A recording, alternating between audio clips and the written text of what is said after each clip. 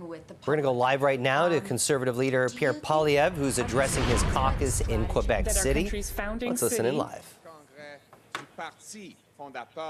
Is the place of the site of the convention of Canada's founding party. Isn't that right?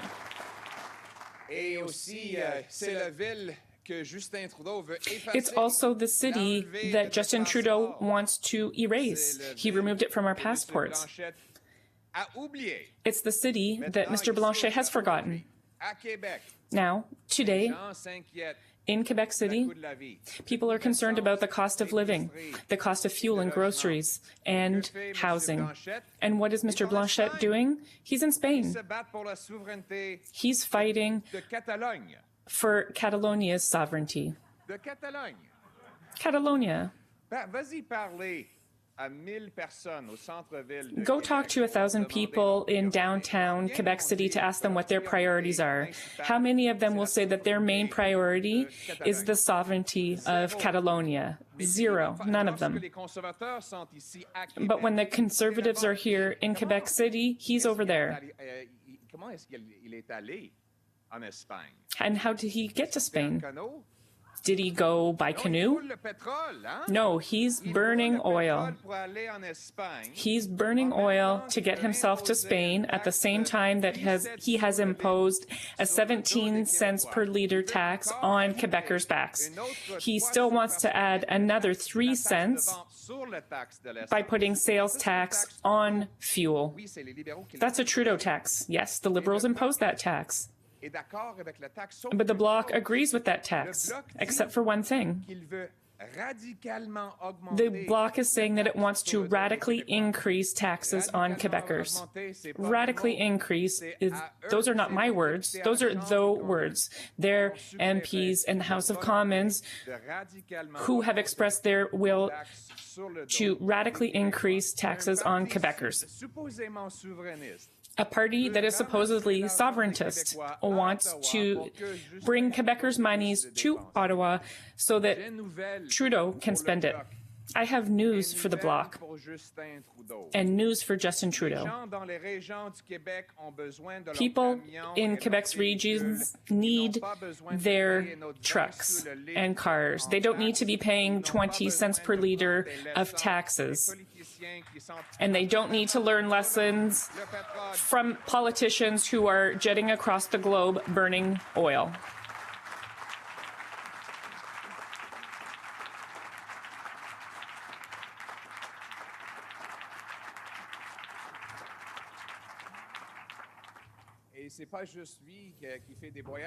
And he's not the only one taking trips. Justin Trudeau, of course, is in Asia. Stéphane Guilbeault is in China. And they want to give lessons to Quebecers. Mr. Trudeau and Blanchet want to punish people from Saguenay for having a truck. Yet at the same time, Mr. Guilbeault is saying that he is not going to be teaching lessons to the government in Beijing. They are the biggest emitters in the world. And the Liberal government doesn't want to give lessons on the environment to them, yet they want to punish people here in Canada. That's just one example. That's an example of the disconnect between the Liberals and the Bloc and true Quebec values. And that's why after 8 years of Justin Trudeau, the cost of living has risen faster than in the last 40 years. His inflationary spending has driven up interest rates and forces people to have to pay more for their mortgage and rent. We've seen prices of housing double in the last 8 years with Justin Trudeau. We're seeing more crime on the streets. This is because Justin Trudeau, backed by the Bloc, is releasing the most dangerous criminals. And at the same time, he is targeting hunters and sports shooters. It doesn't make any sense. Only the Conservative Party, working in the interest of Quebecers, and those who are forgotten out in the regions, We will eliminate the carbon tax and the inflationary debt and allow people to make a living, pay less, live and pursue their dreams here in Canada.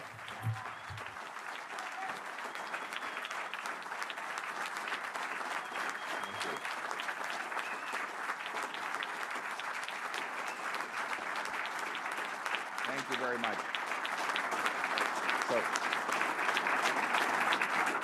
And now in English. Welcome to Quebec City, everybody. Unbelievable. You see the shadow of Frontenac still there? It was deleted from the passport, along with the famous Vandus and countless other symbols of Canadiana, of which we are all so proud. Justin Trudeau, of course, would like us to erase our past and cancel our future and replace it with the dystopia that now exists in this country after 8 years of his government, where the cost of living is rising faster than at any time in modern memory. Work doesn't pay. Interest rates are rising faster than ever in monetary history. Housing costs have doubled. Crime, chaos, drugs and disorder are common in our streets. And what does he want to do about it? He wants to quadruple the carbon tax to 61 cents a litre. He does this while he jets around the world, while his environment minister goes to Beijing, in China, the country that emits by far the highest greenhouse gases of any country on Earth. He won't be wagging his finger at the leaders in that country. He's too busy wagging his fingers at single mothers back in Canada who have to buy groceries for their kids, or working class carpenters who need a pickup truck to do their jobs. And when they do their jobs, work doesn't pay. They earn an extra $1, and with clawbacks and taxes, they can lose 80 cents of that dollar. We punish hard work in this country after 8 years of Trudeau. You don't bring it home. In fact, increasingly, Canadians do not have a home at all. Housing costs have doubled. Rent has doubled. Mortgage payments have doubled. The cost of a down payment needed to buy a home has doubled. It has been double trouble after 8 years of Justin Trudeau. You know, the good news is, life was not like this in Canada before Justin Trudeau, and it won't be like this after he's gone.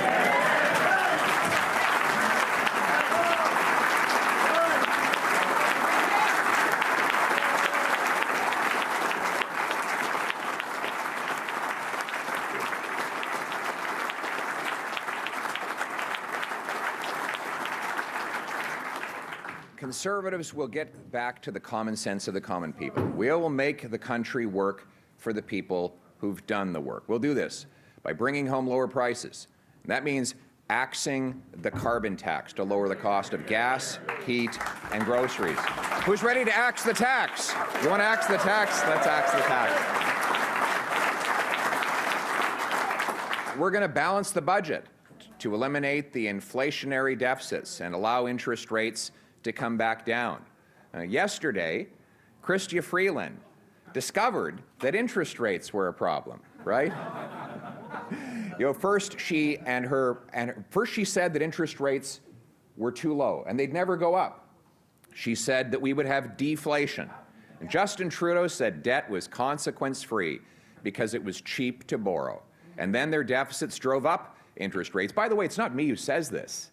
It's the former Liberal Finance Minister, John Manley, the last Liberal, I think, to deliver a balanced budget. He said that the Prime Minister's deficits are pressing on the inflationary gas pedal, which forces the Bank of Canada to press on the deflationary brakes by raising interest rates. So really what's happening is Justin Trudeau and Chrystia Freeland are raising interest rates by driving up these deficits. A Conservative government will cap spending, bring in a dollar-for-dollar law that requires politicians find $1 of savings for each new dollar of spending, the same rule that single moms and small businesses follow every single day.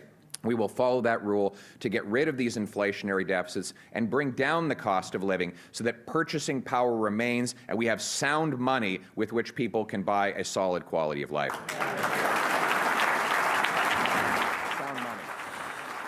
Well, we've been listening to Conservative leader Pierre Poilievre addressing his caucus in Quebec City, touching upon a lot of issues affecting the country right now. We'll have some more of his comments throughout the morning and afternoon.